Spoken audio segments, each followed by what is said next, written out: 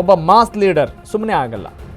ಈಗ ಎಲ್ಲರಿಗೂ ಅಷ್ಟೇ, ಈಗ ಒಕ್ಕಲಿಗ ಸಮುದಾಯದಲ್ಲಿ ಎಚ್ ಡಿ ದೇವೇಗೌಡರು ಇರ್ಬೋದು, ಲಿಂಗಾಯತ ಸಮುದಾಯದಲ್ಲಿ ಯಡಿಯೂರಪ್ಪ ಅವರು ಇರ್ಬೋದು ಅಲ್ವೇ. ಈಗ ಕುರುಬ ಸಮುದಾಯ ಅಂತ ಹೇಳಿದಾಗ ಸಿದ್ದರಾಮಯ್ಯನವರು ಪಕ್ಷಾತೀತವಾಗಿ ಅವರನ್ನು ಒಪ್ಪಿಕೊಳ್ಳುವಂಥ ಒಂದು ಮುತ್ಸದ್ದಿತನ ಇರುವಂಥ ನಾಯಕ ಅಂತ ಹೇಳ್ತಾರೆ. ಓಕೆ, ಅವರಂತೂ ಹೆಸರು ಮಾಡಿದ್ದಾರೆ ಕುರುಬ ಸಮುದಾಯದ ಪ್ರಬಲ ನಾಯಕರು ಅಂಥೇಳಿ. ಆ ಸಾಲಿನಲ್ಲಿ ಮುಂದೆ ಯಾರು ಇರ್ತಾರೆ ಅನ್ನೋ ಪ್ರಶ್ನೆಗೆ ಸಂಬಂಧಪಟ್ಟಾಗ ಒಂದು ಸಣ್ಣ ಅನಾಲಿಸಿಸ್ ಮಾಡೋಣ. Let's have conversation with Om Vivek Aditya Karlekar. Yes Vivek, ಇದಕ್ಕೆ ಈ ಅನಾಲಿಸಿಸ್ ಬಹಳ ವಿವೇಕ ಬೇಕು. ಯಾಕಂತ ಹೇಳಿದರೆ ಒಬ್ಬ ಮಾಸ್ ಲೀಡರ್ ಸೃಷ್ಟಿಯಾಗೋದು ಸುಮ್ಮನೆ ಅಲ್ಲ. ಅಧ್ಯಯನ ಇರಬೇಕು, ಅನುಭವ ಇರಬೇಕು ಮತ್ತು ಮಾರ್ಗದರ್ಶನ ಬೇಕು ಒಂದು ಲೀಡರ್ಶಿಪ್ ಅಂತ ಹೇಳಿದಾಗ.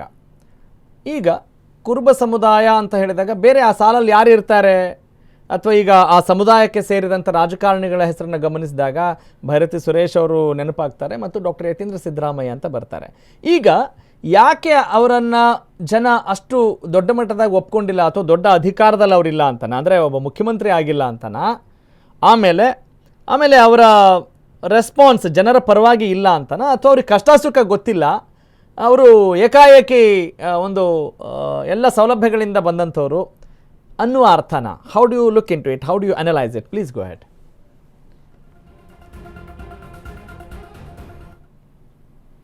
ಎಸ್ ರಾಘವ್, ಮೊದಲನೇದಾಗಿ ಸಿದ್ದರಾಮಯ್ಯನವರ ಬಗ್ಗೆ ಮಾತನಾಡ್ತಾ ಹೋದರೆ, ಅವರು ಸುಮಾರು 6-7 ದಶಕಗಳಿಂದ ರಾಜಕಾರಣವನ್ನು ಮಾಡ್ಕೊಂಡು ಬಂದಂಥವರು. ಸಾಮಾನ್ಯ ಜನನಾಗಿ ಒಂದು ಸಾಮಾನ್ಯ ಯಾರು ಕೂಡ ಪೊಲಿಟಿಕಲ್ ಬ್ಯಾಕ್ಗ್ರೌಂಡ್ ಇಲ್ಲದೆ ಬಂದು ಒಂದು ಮುಖ್ಯಮಂತ್ರಿ ಆಗೋದು ಅಂದರೆ ಅಷ್ಟು ಸುಲಭದ ಮಾತಲ್ಲ. ಆ ಒಂದು ಅಚೀವ್ಮೆಂಟನ್ನು ಸಿದ್ದರಾಮಯ್ಯ ಮಾಡಿದಂಥವ್ರು. ಆ ನಿಟ್ಟಿನಲ್ಲಿ ಅವರ ಪುತ್ರರಾದಂಥ ಯತೀಂದ್ರ ಸಿದ್ದರಾಮಯ್ಯನವರಿಗೆ ಯಾಕೆ ಅಷ್ಟರ ಮಟ್ಟಿಗೆ ಫೇಮ್ ಸಿಗೋದಿಲ್ಲ ಅಂದರೆ, ಅವ್ರನ್ನ ನಾವು ಈಗಾಗಲೇ ನೋಡಿರ್ತೀವಿ.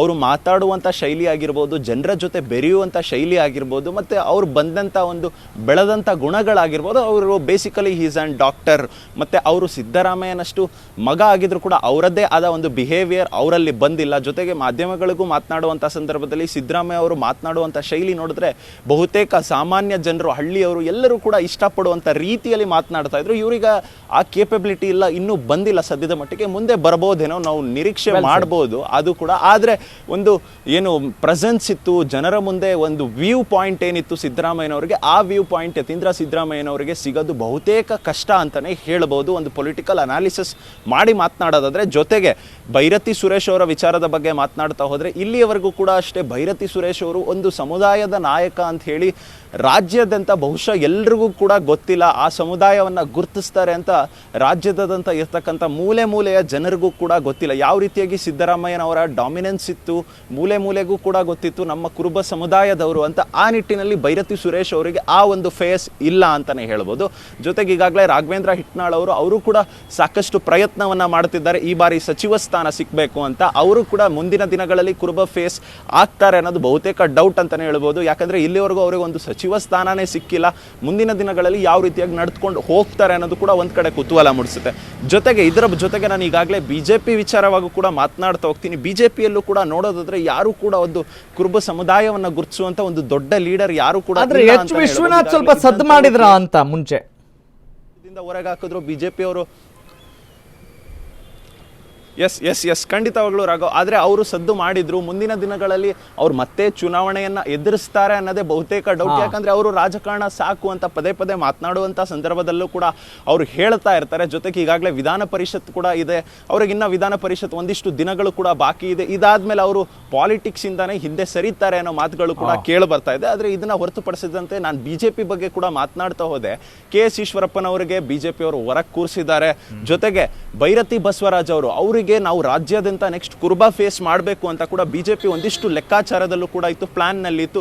ಆ ಸಂದರ್ಭದಲ್ಲೇ ಬಿಕ್ಲು ಶಿವ ಹತ್ಯೆ ಕೇಸ್ ಕೂಡ ಮುಂದೆಗೆ ಬರುತ್ತೆ, ಅವರು ಕೂಡ ಜೈಲಿಗೆ ಹೋಗಬೇಕಾಗುತ್ತೆ. ಆ ನಿಟ್ಟಿನಲ್ಲಿ ಅವರಿಗೆ ಒಂದು ಕುರುಬಾ ಫೇಸ್ ಆಗಿ ನಾವು ರಾಜ್ಯಾದ್ಯಂತ ಪ್ರವಾಸ ಮಾಡಿಸೋದು ಬೇಡ ಅಂತ ಬಿಜೆಪಿ ಕೂಡ ಒಂದಿಷ್ಟು ಚರ್ಚೆಗಳು ನಡೆಯುತ್ತೆ ಬಿಜೆಪಿಯಲ್ಲಿ. ನೋಡ್ತಾ ಹೋದರೆ ವರ್ತೂರ್ ಪ್ರಕಾಶ್ ಅವರು ಕೂಡ ಕೋಲಾರ ಭಾಗದವರು, ಅವರು ಕೂಡ ಸಿದ್ದರಾಮಯ್ಯ ಜೊತೆಯಲ್ಲೇ ಇದ್ದಂಥವರು, ಕುರುಬ ಸಮುದಾಯದಲ್ಲಿ ರಾಜ್ಯಾದ್ಯಂತ ಗುರುತಿಸ್ಕೊಂಡವರು, ಒಂದು ಪಕ್ಷೇತರ ಅಭ್ಯರ್ಥಿಯಾಗಿ ಗೆದ್ದಂಥವ್ರು. ಅವರು ಕೂಡ ಮುಂದಿನ ದಿನಗಳಲ್ಲಿ ಕುರುಬಾ ಫೇಸ್ ಆಗುವಂಥ ಸಾಧ್ಯತೆಗಳಿದೆ. ಜೊತೆಗೆ ಇದರ ನಡುವೆ ನಾನೊಂದು ಸಣ್ಣ ಎಕ್ಸಾಂಪಲ್ ಅನ್ನು ಕೂಡ ಹೇಳ್ತೇನೆ. ಈ ಹಿಂದೆ ಸಿದ್ದರಾಮೋತ್ಸವ ಏನು ಮಾಡಿದ್ರು ರಾಜ್ಯದಲ್ಲಿ, ಆ ಸಿದ್ದರಾಮೋತ್ಸವ ಮಾಡಿದಂಥ ಸಂದರ್ಭದಲ್ಲಿ ನಮಗೆ ಮೂಲ ಮಾಹಿತಿಗಳಿಂದ ಬಂದಂಥದ್ದು ಏನಂದರೆ, ಈಗಾಗಲೇ ಏನು BJP ಶಾಸಕರು ಇದ್ದಂಥ ಕ್ಷೇತ್ರದಿಂದ ಕೂಡ ಅಷ್ಟೇ BJP ಶಾಸಕರೇ ಸ್ವತಃ ಇನಿಷಿಯೇಟಿವನ್ನು ತಗೊಂಡು ಬಸ್ಗಳನ್ನು ಕಳಿಸ್ಕೊಟ್ರಂತೆ ಸಿದ್ದರಾಮೋತ್ಸವಗೆ. ಈಗ ಮೊನ್ನೆ ಯಡಿಯೂರಪ್ಪನವ್ರದ್ದು ಕೂಡ ಅಭಿಮಾನೋತ್ಸವ ಕಾರ್ಯಕ್ರಮ ಮಾಡಿದ್ರು. ಆ ಸಂದರ್ಭದಲ್ಲಿ ಯಾರು ಕೂಡ ಅಷ್ಟೇ ಕಾಂಗ್ರೆಸ್ ಶಾಸಕರು ಯಾರು ಕೂಡ ಅಭಿಮಾನಿಗಳು ಅಂದರೆ ಯಡಿಯೂರಪ್ಪನ ಅಭಿಮಾನಿಗಳಿಗೆ ನಾವು ಬಸ್ ಕಳಿಸ್ತೀವಿ ನಮ್ಮ ಕ್ಷೇತ್ರದಿಂದ ಅಂತ ಯಾರು ಕೂಡ ಕಳಿಸ್ಕೊಟ್ಟಿದ್ದು ಬಹುಶಃ ಎಲ್ಲೂ ಕೂಡ ಕಂಡು ಬರಲಿಲ್ಲ. ಆದರೆ ಸಿದ್ದರಾಮೋತ್ಸವ ನಡೆದಂಥ ಸಂದರ್ಭದಲ್ಲಿ ನಾವು ಗಮನಿಸಬೇಕಾದಂಥ ಅಂಶ ಏನಪ್ಪಾ ಅಂದರೆ, BJP ಶಾಸಕರು ಒಬ್ರು ಒಂದು ಬಸ್ಸನ್ನು ಅವ್ರ ಕಡೆಗೆ ಕಳಿಸ್ತಾರೆ ಅಂದರೆ ಅವರ ಪವರ್ ಏನು, ಅವರ ಪ್ರಾಬಲ್ಯ ಏನು ಅಂತ ಕೂಡ ಈ ಎಕ್ಸಾಂಪಲ್ ಅಲ್ಲಿ ನಾವು ನೋಡ್ತಾ ಹೋಗ್ಬೋದು ರಾಘವ್. ಈ ನಿಟ್ಟಿನಲ್ಲಿ ಈಗಾಗಲೇ ಏನು ಸಿದ್ದರಾಮಯ್ಯ ಅವರು ಒಂದು ಅಹಿಂದ ಫೇಸ್ ಆಗಿ ಗುರುತಿಸ್ಕೊಂಡಿದ್ರು, ಅಹಿಂದ ಚಳವಳಿಗಳನ್ನ ಮಾಡ್ಕೊಂಡ್ ಬಂದಿದ್ರು. ಹಾಗಾಗಿ ಕಂಪ್ಲೀಟ್ ಅಹಿಂದ, ಕೇವಲ ಕುರುಬ ಅಂತಾನೆ ಅಲ್ಲ, ಅಹಿಂದ ಮತಗಳೇನಿತ್ತು ಇದನ್ನೆಲ್ಲವನ್ನು ಕೂಡ ಕ್ರೋಢೀಕರಣ ಮಾಡಿದ್ರು. ಜೊತೆಗೆ ಕುರುಬ ಮತಗಳು ಏನಿತ್ತು ಈ ಬಾರಿ ಅದು ಕೂಡ ಪರ್ಟಿಕ್ಯುಲರ್ಲಿ 2023 ಚುನಾವಣೆಯಲ್ಲಿ ಕುರುಬ ಮತಗಳು ಅತಿ ಹೆಚ್ಚು ಕಾಂಗ್ರೆಸ್ಗೆ ಬಂದಿದ್ದು. ಈಗಾಗಲೇ ನಾವು ನೋಡ್ತಾ ಹೋಗ್ತೀವಿ, ಅಲ್ಪಸಂಖ್ಯಾತರು ಮುಸಲ್ಮಾನರ ಓಟ್ ಅಂದ್ರೆ BJP ನೆಚ್ಕೊಳ್ಳೋದೇ ಇಲ್ಲ, ಆ ಓಟ್ಸ್ ನಮಗೆ ಬರಲ್ಲ ಬಿಡಿ ಅನ್ನೋ ಲೆಕ್ಕಾಚಾರದಲ್ಲಿ ಇರ್ತಾರೆ. ಈಗ ಅಂದ್ರೆ ಸಿದ್ದರಾಮಯ್ಯನವರು ಮುಖ್ಯಮಂತ್ರಿ ಆಗುವ ಸಂದರ್ಭದಲ್ಲಿ 2023ರಲ್ಲೂ ಅಷ್ಟೇ ಅದೇ ಕುರುಬಾ ಮತಗಳು ಯಾವುದೂ ಕೂಡ BJP ಕಡೆಗೆ ಟರ್ನ್ಔಟ್ ಆಗಿಲ್ಲ, ಕಂಪ್ಲೀಟ್ಲಿ ಕಾಂಗ್ರೆಸ್ಗೆ ಹೋಯ್ತು. ಅದು ಸಿದ್ದರಾಮಯ್ಯ ಫೇಸ್ ಇಂದ ಅಂತ ಕೂಡ ಸಾಕಷ್ಟು ಚರ್ಚೆ ಕೂಡ ಆಗಿತ್ತು. ಆದ್ರೆ ಸಿದ್ದರಾಮಯ್ಯನವರು ನೆಕ್ಸ್ಟ್ ಮುಖ್ಯಮಂತ್ರಿ ಅಭ್ಯರ್ಥಿಯೂ ಕೂಡ ಅಲ್ಲ. ಅದೇ ನಿಟ್ಟಿನಲ್ಲಿ ಅವರಿಗೆ ನೆಕ್ಸ್ಟ್ ಕಾಂಗ್ರೆಸ್ಸಿಗೆ ಕುರುಬ ಸಮುದಾಯದವರು ಇಷ್ಟರ ಮಟ್ಟಿಗೆ ಸಾಥ್ ಕೊಡ್ತಾರಾ ಅನ್ನೋದು ಕೂಡ ಈಗಾಗಲೇ ದೊಡ್ಡ ಮಟ್ಟದಲ್ಲಿ ಕಾಂಗ್ರೆಸ್ ಪಾಳ್ಯದಲ್ಲಿ ಚರ್ಚೆ ಶುರುವಾಗಿದೆ. ಅದಕ್ಕೆ ಪರ್ಯಾಯ ನಾಯಕ ಯಾರು ಅಂತ ಕೂಡ ಕಾಂಗ್ರೆಸ್ನಲ್ಲಿ ಹುಡುಕೋದಕ್ಕೆ ಆರಂಭ ಮಾಡಿದ್ದಾರೆ. ಜೊತೆಗೆ BJP ಅವರು ಕೂಡ ನಾವು ಈ ಸಂದರ್ಭವನ್ನು ಎನ್ಕ್ಯಾಶ್ ಮಾಡ್ಕೊಳ್ಬೇಕು, ನಾವು ಕೂಡ ಒಂದು ಕುರುಬ ಸಮುದಾಯದ ಲೀಡರ್ನ ರಾಜ್ಯದಲ್ಲಿ ಗುರುತಿಸಬೇಕು, ಪ್ರವಾಸ ಮಾಡಿಸಬೇಕು ಅಂತ BJP ಕೂಡ ಒಂದ್ ಕಡೆ ಚಿಂತನೆಯಲ್ಲಿದೆ. ಆದರೆ ಆ ಸೇಮ್ ಆಸ್ ಕಾಂಗ್ರೆಸ್ ಕೂಡ ಇದೆ. ಆದರೆ ಕಾಂಗ್ರೆಸ್ ಅವರ ಪುತ್ರ ಆದಂತ ಯತೀಂದ್ರ ಸಿದ್ದರಾಮಯ್ಯನವರಿಗೆ ಮುಂದೆ ಬಿಟ್ಟು ಎಷ್ಟರ ಮಟ್ಟಿಗೆ ಅದನ್ನ ಎನ್ಕ್ಯಾಶ್ ಮಾಡ್ಕೊಳ್ತಾರೆ ಅಂದ್ರೆ ಸದ್ಯದ ಮಟ್ಟಿಗೆ ಇರುವಂತ ಕುತೂಹಲ. Right well said and very good analysis Vivek, thank you. Okay, ಈ ರಾಜಕಾರಣ ಅಂತ ಹೇಳಿದಾಗ, ಪ್ರಜಾಪ್ರಭುತ್ವ ಅಂತ ಹೇಳಿದಾಗ, ನಾಯಕತ್ವ ಅಂತ ಹೇಳಿದಾಗ ಈ ವಿಚಾರಗಳು ಚರ್ಚೆಗೆ ಬಂದೇ ಬರುತ್ತವೆ.